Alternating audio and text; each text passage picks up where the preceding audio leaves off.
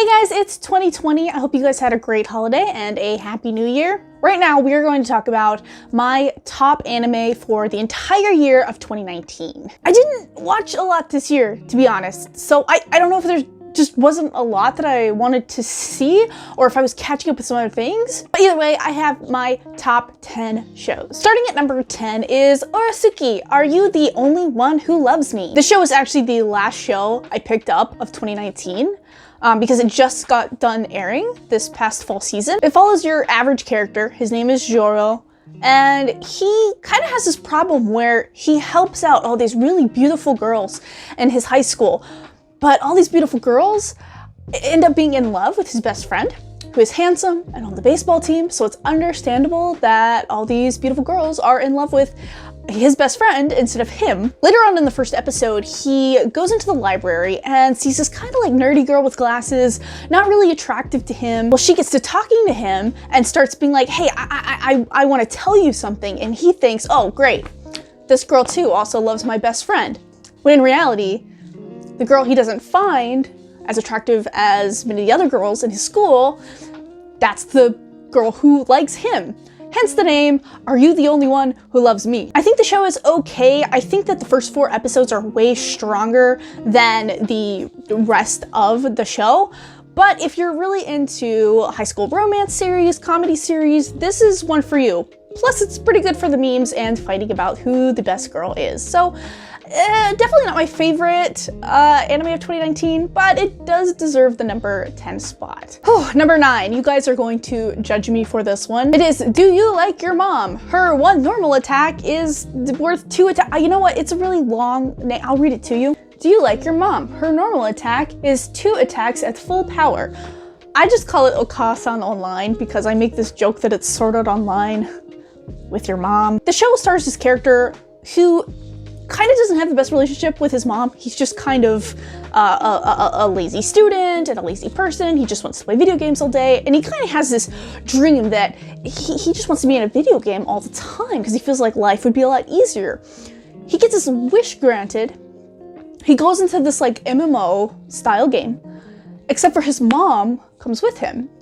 And the annoying thing for him is that his mother is a million times more powerful than he is as a character in that game. So it makes him really jealous and it bothers him because his mom in the real world doesn't know anything about video games, yet she's the one with all of this power. The show can get really weird in some parts, and by that I mean it's very, very fan servicey. So be mindful that there's a lot of sensual content in the show, but I found it hilarious. Like, yes, the show is actually generally pretty bad in my opinion, but it was just something that I picked up and watched on my phone in any free time that I had, and it was a nice time passer, and it's really funny, and I really do enjoy the characters, and I really like the art style quite a bit as well, but I still wouldn't call it, most people it's not going to be on a top 10 list, right? But I found it really funny, and I'm actually glad that I did stick through and I did watch it. I had a lot of laughs with it, so if there's going to be a second season, I'll probably be watching that too and cringing the entire time because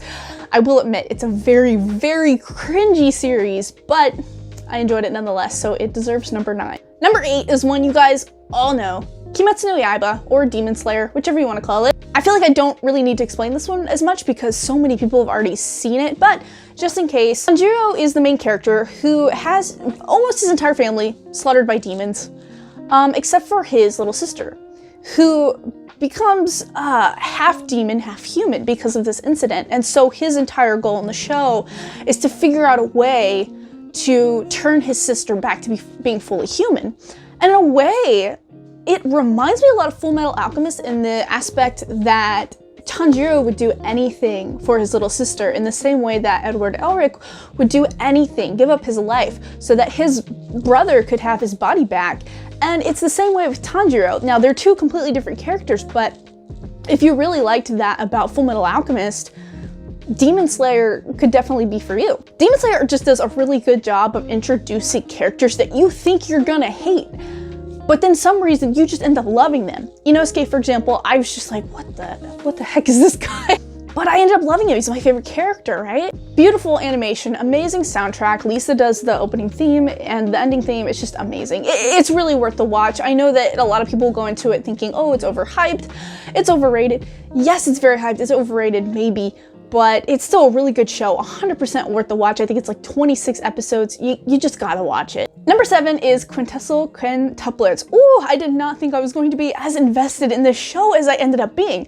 I just thought it was going to be another one of those harem type shows where all it is just fan service and arguing over who the best girl is. And while yes, that is part of it, it's weird how invested I got into the show. So the main character, Futaro, is a very, very smart high school student.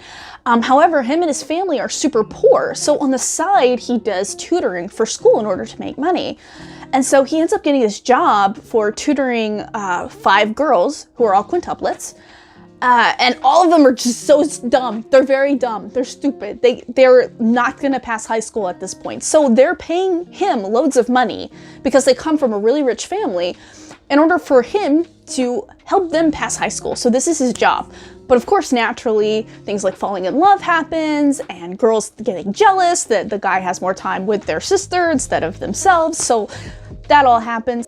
I got really invested because I'm really interested to see which girl he picks, and there is a girl from his past that he remembers, and it's somehow connected to these 5 girls, and he's got to figure out which one it is. The manga is apparently pretty good. I've started picking up the manga, and I feel like I'm gonna regret it because maybe my favorite girl won't get picked. Miku, by the way. Miku, please win. It's a great show. I'd give it a chance. Don't let the animation or the artwork or the genericness of it keep you away from it. I think it's a great show. Number 6, The Helpful Fox, Senko-san. I thought for a while this was going to be my number 1, but some other shows ended up taking its place. But gosh, I really enjoyed this one because it's so relaxing and almost happy-go-lucky.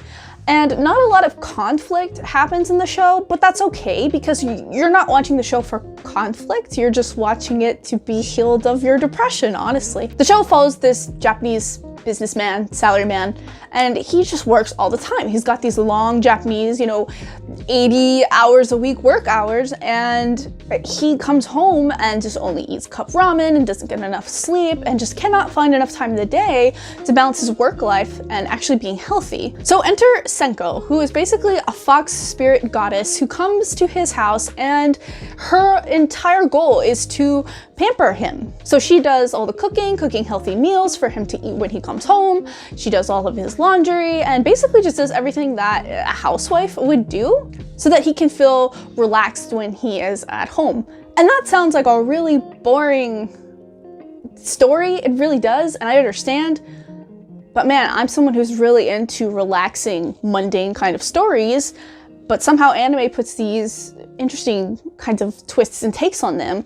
And yeah, I really did enjoy the show quite a bit. If you're a fan of like super relaxing moe shows where not really much goes on, but you're just really into slice of life, this is a great show for you. Number 5 is Given, which is another show that actually took me by surprise.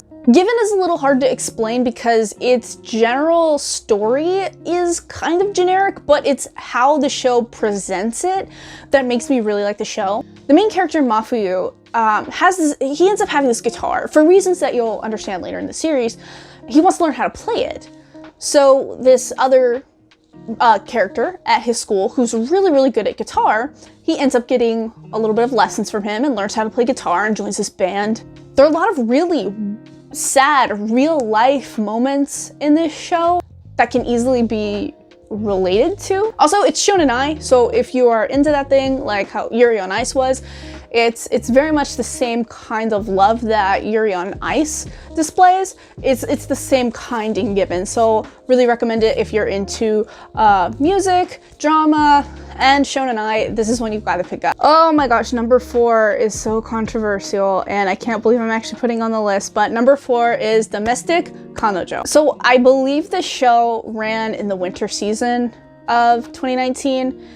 And I remember reading about it and being like, oh, I don't know about this show, but you have this main character named Natsuo, a high school character who is in love with his teacher. These are things that sometimes happen in anime, right? In the show, his father actually gets remarried to the mother of his teacher. And his teacher who's like maybe 22 or 23 at the beginning of the series, along with the teacher's younger sister, who is the same age as our main character, move in and become basically step siblings of the main character. So the character has to deal with going from almost a kind of love that he is not allowed to have into a love that he's really, really not allowed to have, going from, you know, teacher to now like stepsister, and he's got to learn to deal with getting over that crush. The show is very mature, has a lot of sensual themes, so like be careful of that, just letting you know. I enjoyed this so much. Like, the anime is not really done that well, but it got me interested enough to start reading the manga, and the manga is fantastic. So give this one, you know, a shot. Go into it knowing it's gonna be cringy, knowing that it's not gonna be the best written, but watch the whole thing and maybe think, okay, do I want to figure out how this is going to end? Then pick up the manga. This one was a really controversial show, but I just, man, I got hooked, right? Number 3 is also one of the most popular shows that came on this year, and that is The Promised Neverland. And here's the thing about The Promised Neverland. I can't say that wow, that is a really loud truck.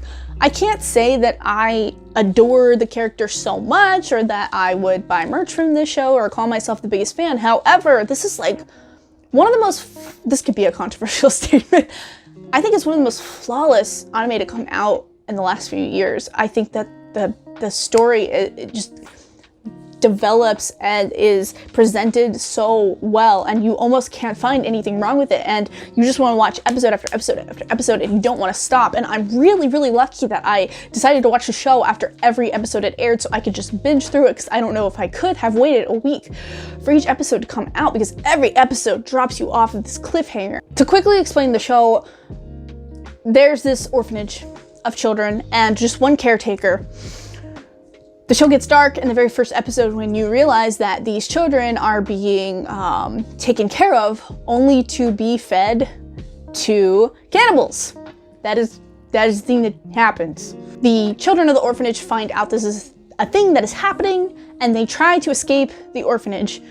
So the whole show is basically about planning an escape from evil, and man, it is, you just on the edge of your seat the entire time. It sounds like a silly plot or a silly kind of story, but the presentation of what it's trying to do is almost perfect. So while I'm not going to be like buying the Promised Neverland figures or the keychains or anything like that, or obsessing over any of the characters, man, I can't say anything bad about it. That's the thing, and that's why it's number 3. Number 2 is Kaguya-sama Love is War. Man, this show was so funny. This was the funniest show of 2019. You've got the girl character Kaguya and the male character Miyuki. God, I'm bad with names.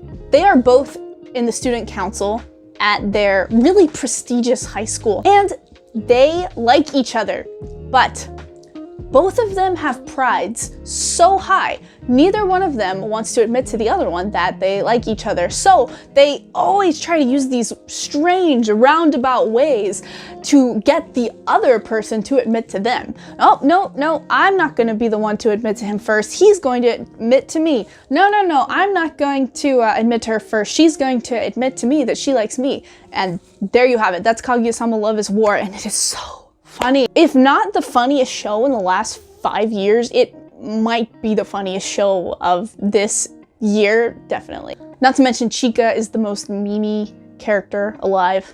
If anything, watch it for her. Okay, number 1 is, let me just tell you, I'm disappointed in anime fans this year, because this show was so not talked about, and it's so good, and I remember it slightly being talked about on Annie Twitter, but man, yeah, more people need to watch this show. Kanata no Astra. It's not easy to break into my top 5 anime, not to mention my top 3, but I think this year it may have broke into my top 3 anime of all time, which does not happen often. Kanata no Astra stars Aries as she is going off to join a space summer camp. But something happens very quickly into this summer camp where her and I think like 7 or 8 other people are thrown into vast space, light years and light years away from their home, and they have to learn how to survive for months in space with no prior training, trying to get back to their home. It's one of those shows that's just like, how do you survive space when space is so hard to survive against? I've always liked stuff like The Martian and Gravity and different space shows about surviving in space when all the odds are against you, and this is just the anime version of that. I just think all of the characters are interesting. It throws all these characters at you, but takes individual episodes to give you enough time to relate to these characters and really care about these characters. And the ending's really good. I won't, spoil anything, but give it a chance. It is 12-13 episodes. I believe the first episode and the last episode are 45 minutes long,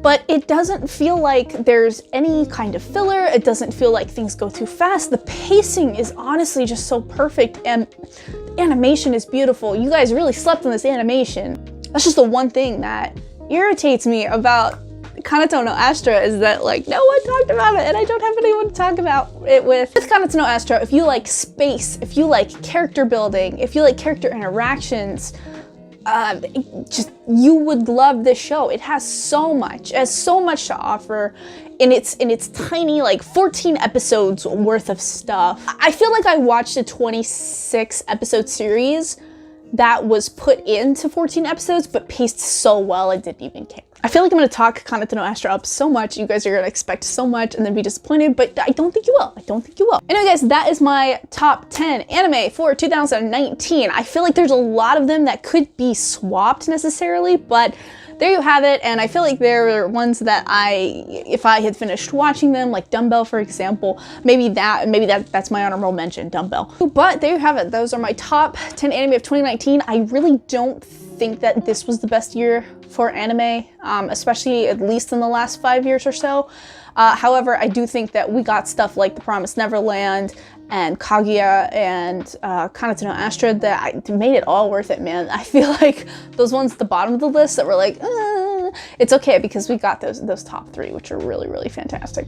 Anyways, thanks for watching this video. I'm really excited to see what 2020 has in store for our anime. I've already started watching Asteroids in Love, which seems like it's going to be a really cute and fun show. How about you guys? What was your favorite anime of 2019? Is there something I missed? Is there something that like, wow, why the heck would you put that on your list?